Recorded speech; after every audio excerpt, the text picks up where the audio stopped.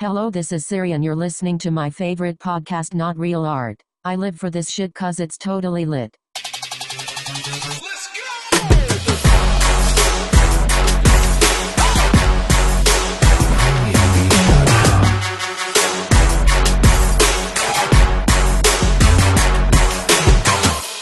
Not Real Art, the podcast. With your host, Man One, and The host that shall remain nameless. You know, I think my name's just going to be a symbol. a symbol. Yeah. The host. I bet no formerly one's known as- ever done that. Just to have a name as a symbol. Yeah, it sounds like it's never been done before. Yeah. Formerly known as. I know. I miss him. Yeah. Did you ever see him at concert? Never saw Prince. Prince, R.I.P. Yeah. I got to see him twice, I think. My mom didn't let me see him. Didn't let me go see him. Purple Rain, the tour. I was in, I think it was 8th grade. Okay. And Yeah, so that makes sense. I Right. wanted to go see Purple Rain tour Yeah. at the Forum, and my mom didn't let me go. Nope, Yeah. No, She it let me just go? wasn't appropriate for a young man. it was not. Yeah. So I've always that's the one lament I have is never have seen Prince in concert. That's horrible. Yeah, well, yeah. I mean, yeah. I was lucky enough to see him in older as an adult. Yeah. I saw him twice, and I saw him the first time in Chicago at the Aragon Ballroom. And the Aragon Ballroom was built, turn of the century as a ballroom, like when people went dancing, in a ballroom Yeah. kind of situation, Al Capone era, Right. And so the ballroom is very ornate and gorgeous, and there's no seating. It's it's general admission, right? And I don't know what the total attendance is, probably 5,000, maybe. Yeah. So it's pretty small, maybe more, but small. Right. And so we got there. We got fairly close to the stage, which was pretty amazing. And the lights were completely off, right? You could kind of see the stage in the darkness, right? You could see the instruments and stuff. And the show was supposed to start, and the lights just stayed off. Yeah. And you see this sort of figure walk out onto the stage Yeah. and pick up a guitar, put the guitar on, and start playing. Right. Well, of course, it's Prince. And he's literally playing in the dark, Yeah. okay? Sure. Ripping it up, Right. shredding, Yeah. okay? So he's playing and it's still dark, okay? Then the drummer walks out in the dark, gets behind the trap set, starts playing, just him and Prince in the dark, drums and guitar. Yeah. A couple minutes later, the bass player comes out. A couple minutes after that, another instrumentalist comes out, keyboardist. Right. A couple minutes after that, the next guy comes out. Like 10, 15 minutes later, right, in the dark, Yeah. the whole band Right. is now playing, Right. jamming, and then the lights come up, Oh man. and they are just in full swing. And it was one of the more remarkable, Sure. cool things to see. And that was Chaka Khan was playing with him that night, sang with him that night. Wow. Larry Graham played with him that night. Damn. Yeah, it was really special. Wow. Yeah. Yeah, that sucks that I was never able to enjoy that in person. Well, I had great pleasure rubbing it in, Yeah. but I'm sure there are many acts that you have seen that I have not. What was your favorite concert? My favorite concert was Public Enemy concert. Oof. It was the first big hip hop concert I went to. I don't know what Where'd they year. play? They played at the Greek. Nice. What year? This is like trying to think. It was like 91 or 90, something like that. It was when It was when Ice Cube dropped America's Most Wanted. So whatever year that was, I don't know if it was 92 or fuck, I can't remember. It was in those early 90s. I have to look it up. But the reason I know that is because obviously Public Enemy was the main act, but they opened up the opening acts were the Afros, which I used to love the Afros. It was Queen Latifah, Kid and Play, and Kid and Play. That's awesome. they were opening up for Public Enemy. But what was awesome was when Public Enemy was performing, they kind of were in their set, and then they took a break, kind of, and brought up Ice Cube on stage. Oh, And dude, people went fucking nuts. Are you kidding me? It was like this is post NWA, right before he dropped, America's Most Wanted, or he had just dropped it, I guess. And he comes on stage, with Public Enemy playing backup for him, basically, and did like 2 or 3 songs. People went fucking nuts. It was one of the best shows I've ever been to, just period. But that was so memorable in my head because I was such a still am huge Public Enemy fan, and to see all those acts and then to just have it culminate in such a way, it was dope. It was one of the best concerts. Dude, we should get Chuck D on the show. I would love to finally meet Chuck D. Well, actually, It's I only met him. 1 degree of separation. I have met him, but I would love to actually sit down and talk to him. We were in a movie together, believe it or not. Did a movie called Burn Hollywood Burn, and he was the lead role with Coolio. Coolio, nice. It was a horrible movie. And Straight to DVD, or VHS, probably in that case. No, I don't know. Day? Well, it was on the big screen because we had the Premiere, the red carpet premiere. I walked the red carpet. Look at you. I had artwork in the movie, and thanks to ICU Art, they kind of put it all together. Stash Molesky, shout out to Stash. What up? And we were featured in this movie through our art, and it was pretty cool. But so I got to see and meet Chuck D in the lobby and shake his hand and take a picture maybe or something. But anyways, I would love to to talk to him, just because I follow him on Twitter and stuff, and I don't always understand what the fuck he's talking about, and it's because that motherfucker's so smart. Right. He's so smart. He knows so much about so many different things in culture and in history, and that's why I loved Public Enemy, by the way, because I would listen to the album like over and over and over and over again, and dissect the lyrics and go and read up on, who the fuck is Huey Newton? Who the fuck, what do you mean Elvis was racist? What the fuck are they talking about? So I learned so much from his albums, and so that's why I love his Twitter, because it's like he's still dropping knowledge, man. Still dropping knowledge. He just had an art show, by the way. Where? His first solo show, Not Real Art. He just had his first solo show in Pasadena at. Dude, how did we not go to that? I hope I didn't get it wrong, but I think it's like 36. Oh man, I'm gonna get this wrong.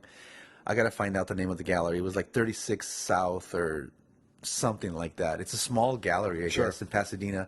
And he had his first art exhibition with paintings and drawings and stuff. I was out of town when Is it still hanging? It's still hanging. No, right? I think it's already over. Oh, But yeah, I had friends who were at the opening and got. Tell you what, man, being married with him. kids is slowing me down. I really got to get that divorce. I could start going to these shows. Yeah. I mean, so, but it just goes to show, he actually was I think it was a graphic design major. He was, in college, he was, So this dude is like, just so knowledgeable in so many fields, and then you know, he's an artist, a true artist, you Right. know, fucking Renaissance artist, you know. So fucking shout out Chuck D, Public Chuck. Enemy. So I have a fun idea for us, like a new segment Yeah. for the show. Okay. The working title is Instagram Roulette. Oh no. So pull out your phone. Hold on. Okay. So go to your Instagram feed, Yeah. All right. and we're going to do coverage. We're literally going to just talk shit about our Instagram feeds. Talk shit about him? Well, you know, what do you see? What's happening in the world right now? Doesn't matter. Just Whatever catches your eye, like whatever you want to like talk about. I mean, I got my, you know, I hit gold the first time. First post? First post. Oh, really? Okay. Our boy Marca, Yeah. Marca 27. Yeah. Shout out Market 27. He's killing it over at Microsoft All right. and doing this collection mural sculpture installation Fluidity, officially unveiled today at the Nerd Microsoft headquarters in Boston, I'm guessing, New England. Nice. So looks great, looks beautiful, huge. Like it's a whole room, multiple surfaces, multiple walls. Shout out to Marca, great job, man. His IG's at Marca. Yeah, so at Marca _27. Yeah. MARKA _27. Way to go, brother. Good job. Word up. Well, I opened it up. First image on mine is Gajin Fujita. Gajin, for those who may or may not know, is an old school graffiti writer from LA who is now famous, I mean, just superb artist here in Los Angeles, represented by LA Louvre Gallery. And he's just taken art, contemporary art, graffiti art, whatever you want to call it, to a whole new level. And he's actually just has the Throwback Thursday pick, Pacific Ghost from 2014. And if you've ever seen his work, you know, Gajin does these like Japanese inspired paintings over like layers of graffiti and gold leaf, and his stuff is so good because It's gorgeous, isn't it? it's gorgeous, but also the fucking technique he uses, it's all spray paint and markers, so it's very much in the graffiti culture, but he does it in such a refined way, using stencils, using freehand, whatever.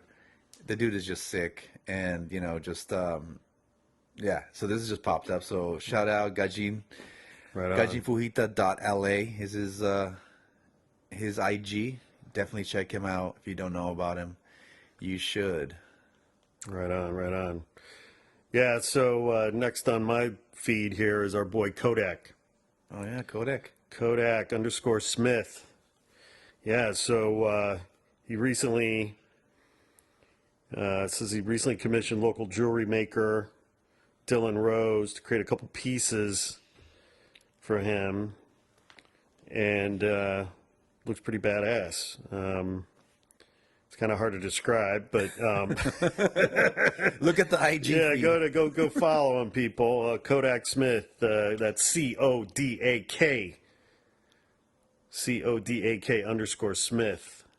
Shout out to Kodak. He's been doing a ton of tattoo work, Yeah, yeah, ton of tattooing. yeah. Kodak's dope. Super smart.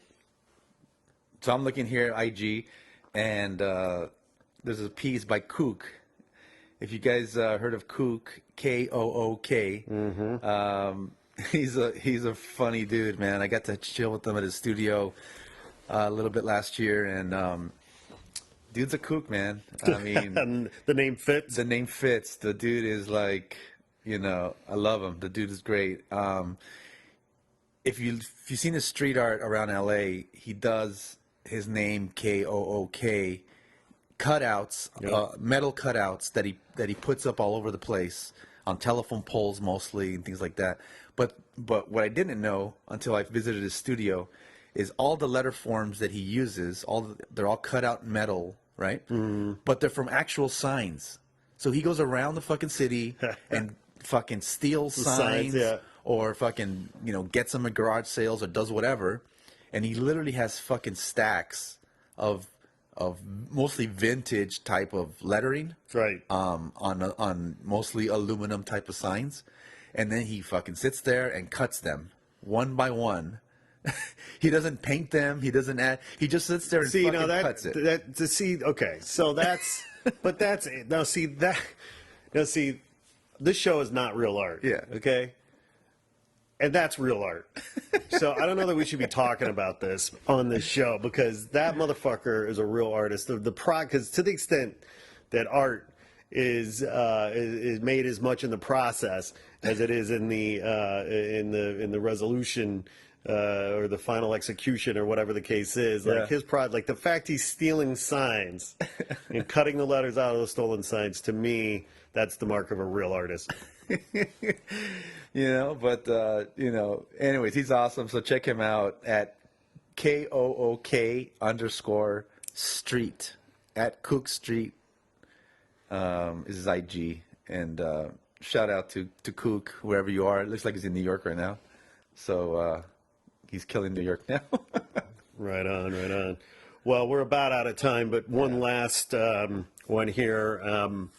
I have to mention, so because what he's doing right now is so interesting on so many levels. But Revok, right. So I think the last time, now I've never personally met Revok, although he was painting at Meeting of Styles. Oh yeah, right. Yeah, back in the day when we produced the event. Yeah, and he was painting and fighting too. Painting and fighting. That's right, because he got into it with Saber, right? No. It was not him and Saber. No, it was him and someone else. Right. Keep it at that. Okay. But, so anyway, shout out to Revok. Yeah, man. I mean, obviously he's been, in the headlines a lot lately with that bullshit H&M, trying to steal his shit. Yeah. But I just really appreciate him as an artist, because here's a guy who got his cred in his rep, doing a very specific, had a very specific point of view and a very specific aesthetic and a very specific kind of concept behind his art, whatever. And he did his time, whatever, comes out, totally reinvents himself. Totally reinvents himself. Yeah. And took flack for it. Oh yeah, took a lot of shit for it, and he knew better, and he stuck with it and lived by his convictions. And what I'm seeing now out of that process of him just thinking and reworking and working, and I just really appreciate the reinvention of his art and what he's doing. Yeah, props to Revok. Yeah, man. So, and his Instagram is let's do that. Oh, sorry, man. People need to see. It's getting late over here. It's _Revok_ REVOK. Yeah, REVOK _REVOK_. Yeah. Shout out. Right, Shout Jason. out to Way to go, man. All right, my friend. Cool. Always a pleasure. Out of time. Late. Peace.